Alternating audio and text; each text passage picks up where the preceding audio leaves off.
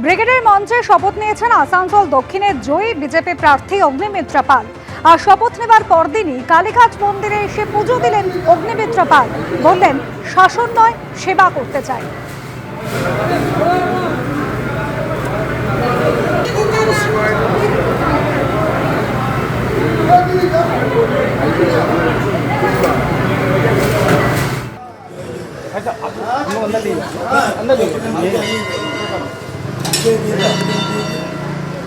জেতার পরেই কালীঘাটে বিভিন্ন মন্দিরে, কালীঘাট মন্দির এবং তার আশেপাশে যে মন্দির রয়েছে সেই মন্দিরে অগ্নিমিত্রা পাল, তারা যারা সমর্থক থেকে আরম্ভ করে কর্মীরা, তারা কিন্তু ইতিমধ্যে দেখা যাচ্ছে যে পদ্মফুল দিয়েছেন। আমরা তো এটাই শিখে এসেছি, হিন্দু বাড়িতে তো এটাই মা বাবারা শেখান যে কোনো, আমরা তো প্রতিদিন বাড়ি থেকে বেরোনোর সময় বাবা মা এবং ঠাকুর ঘরে ঠাকুরকে প্রণাম করে বেরোই। এবং কাল থেকে বলবো না, 4 তারিখ থেকে একটা বিরাট দায়িত্ব পশ্চিমবঙ্গের মানুষ আমাদের দিয়েছে। সুতরাং এবং আগামীকাল মাননীয় মুখ্যমন্ত্রী আমাদের ডেকেছেন, সুতরাং সেই বড় কাজে হাত দেবার আগে মায়ের আশীর্বাদ তো নিতেই হবে। কিভাবে লড়াই করতেন প্রত্যেকটা বুথে বুথে গিয়ে এই যে ডবল ইঞ্জিন সরকার শুরু হলো, এবার সাধারণ মানুষকে কি বলবেন, কিভাবে তাদেরকে অভয় দেবেন এবং তাদেরকে এই গুড একটা ভালো একটা সরকার দেওয়ার জন্য আপনাদের কি ভূমিকা থাকবে? আপনি তো মন্ত্রিসভার ইতিমধ্যে শপথ নিয়েছেন। প্রথম ভূমিকা হচ্ছে, আমার মাননীয় প্রধানমন্ত্রী আমাদের বলেছেন ভরসা ইন, ভয় আউট। তাই ভয় পেয়ে আজকে যখন মা কালীর মন্দিরে কালীঘাটে গেলাম, এতবার এসেছি, কোনোদিন জয় শ্রীরাম আওয়াজ ধ্বনি কানে আসেনি। আজকে শুধু জয় শ্রীরাম, জয় শ্রীরাম, জয় শ্রীরাম।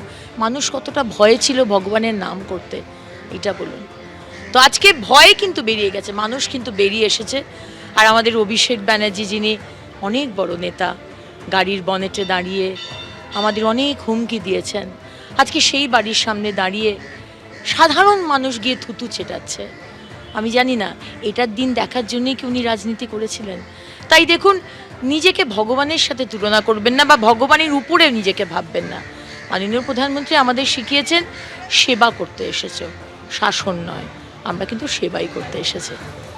ইতিমধ্যে দেখা যাচ্ছে যে কালীঘাট মন্দির এবং কালীঘাটের চত্বরে বিভিন্ন মন্দিরে কিন্তু যাচ্ছেন অগ্নিমিত্রা পাল এবং তিনি যেটা জানাচ্ছেন যে ভয় আর নেই।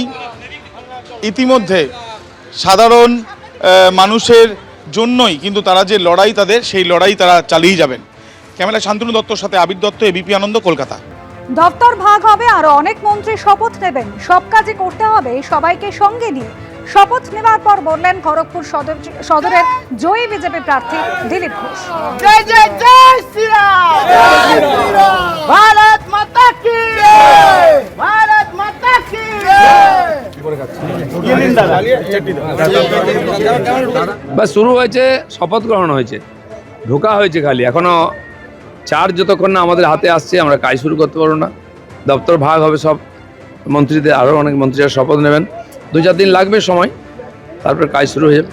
প্রথম দ্বিতীয় বলে কিছু নেই, সব কাজই করতে হবে একসঙ্গে। এবিপি আনন্দ, এগিয়ে থাকে, এগিয়ে রাখে।